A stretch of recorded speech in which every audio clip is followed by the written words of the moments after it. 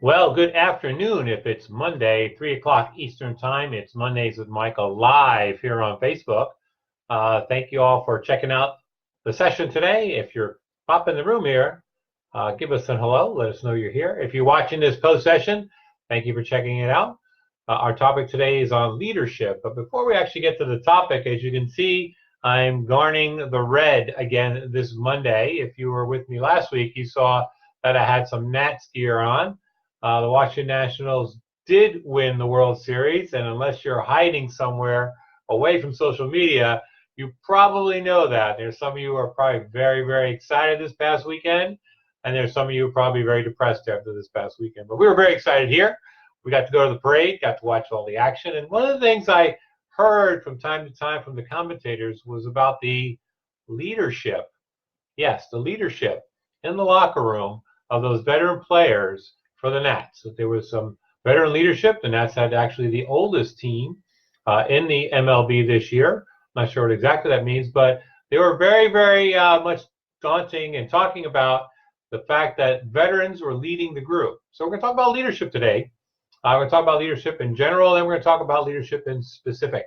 But first of all, if you're not following us on social media, please follow us on social media. We're here on Facebook. We're obviously on LinkedIn and Twitter.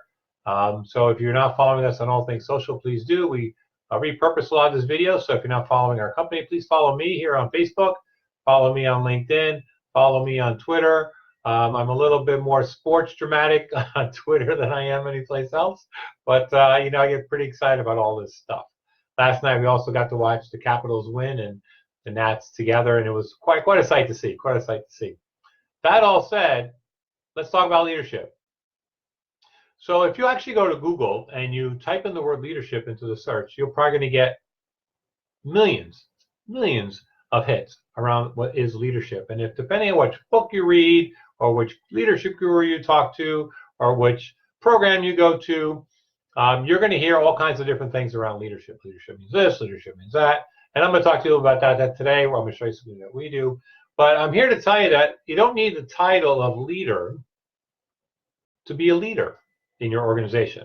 We work with a lot of organizations, and some of the leaders of the organization are working in all different parts of the organization. There are leaders in the mailroom. There are leaders in the IT office. There are leaders in the finance office. And these are folks that don't have the title of leader, manager, supervisor, director.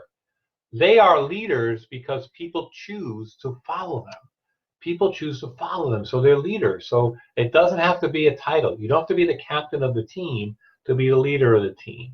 Okay, people need to follow you, follow your direction, follow your behaviors and what you do to inspire them to think more of themselves and to put out more than what probably they're used to putting out. So you don't need to be a leader by title to be a leader in your organization, in your nonprofit, in your government agency. Wherever you're working, you can be a leader. And as always in small business, the phone rings from time to time. So I think Sharon's going to pick that one up, and we'll move on. But I'm here today to talk a little about the program that we use, and I use this program quite a bit with leaders, but I also use it a lot in my leadership coaching. We do executive coaching. I am an executive coach per se. I don't do it all the time, but from time to time, once or twice a year, I'll get a client that wants me to coach one of their leaders.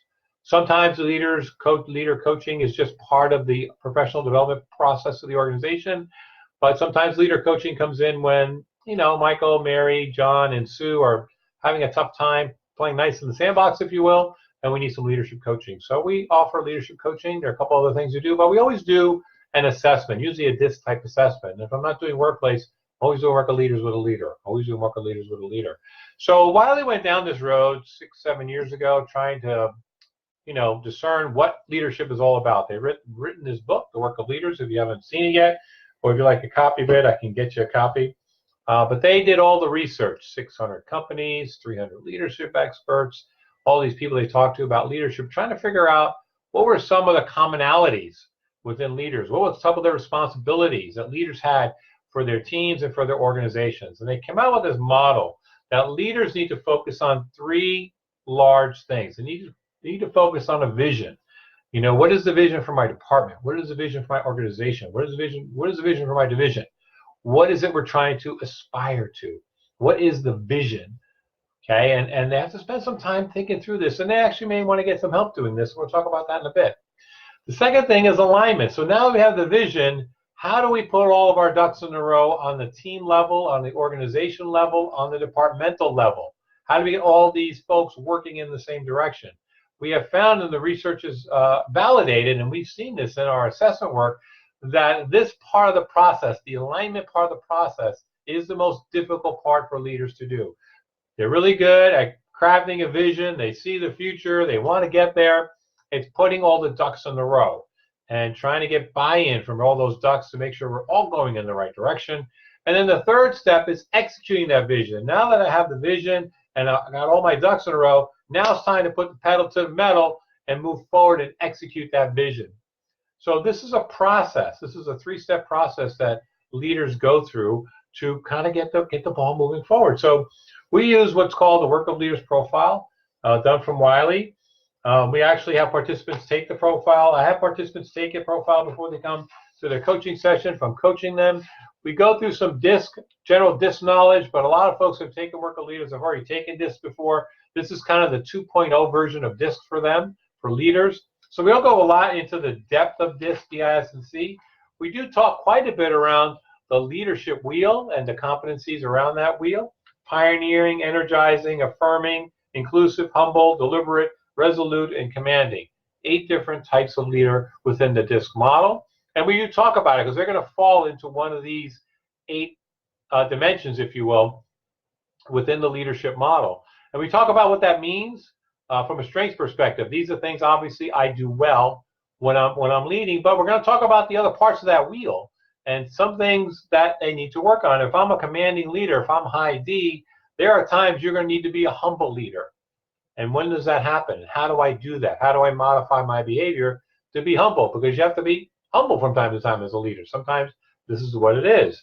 You have to be affirming sometime as a leader. You have to be deliberate sometime as a leader. So based on where you fall on the map, some of these are going to be easy for you, some of these not so much.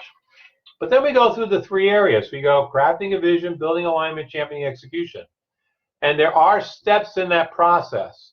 And there are behaviors in that process. Some of those behaviors you're going to do really, really well because they're kind of in your sweet spot. You know, they're kind of in your, as they say in baseball, kind of in your swing spot. Okay, so you like the high fastball, you're going to go after the high fastball. But as a good player, as a good batter, you have to also know how to bunt. You have to know how to hit away. You have to know how to hit deep. I mean, you have to know how to hit sacrifice. So you have to know how to do all these things as a batter. These are things you have to learn as a leader, too. You just can't swing for the fences every time. You have to be able to control the batter, control your leadership, depending on the situation. So in crafting a vision, we talk about exploration, boldness, and testing assumptions. Those are the 3 things that leaders need to work on when it comes to crafting a vision. And there's some behaviors in there that we talk about both in the class and in coaching. The second is building alignment. As I mentioned earlier, this is a tough one. It's clarity. It's dialogue, it's inspiration, it's the people part of this. How do we get all those people lining up in agreement to move forward with this particular vision? And that's hard to do. And again, we go through all those behaviors in the coaching session. And then there's champion execution. And in champion execution, the leader works on momentum, keep them moving forward, structure, how do we reframe if we need to, and feedback, addressing problems and offering praise of your employees. So as we go through the training program, we go through the coaching session, leaders get to see where they do well in these things, and most leaders tend to do half, 9 or 10 of 18 of those behaviors fairly well. The other half, not so much. And we talk about what situations they're going to need to stretch their behaviors to do this. So we talk about that too. I do have a session coming up on November 14th at 3 o'clock in the afternoon here Eastern Time about this program, about the process. I'm going to do a deeper dive on the assessment. If you're interested, I'll put a link and wherever you're seeing this, but I see we're just about out of time today. So I want to thank you for coming in and hanging out with me. This is Mondays with Michael live here on Facebook. Let's see what we're talking about next week. We're talking about the workplace profile next week. So everything DISC workplace next Monday. So join me here. Have a great week. And if you're leading, lead well. And go Nats. Talk to you later.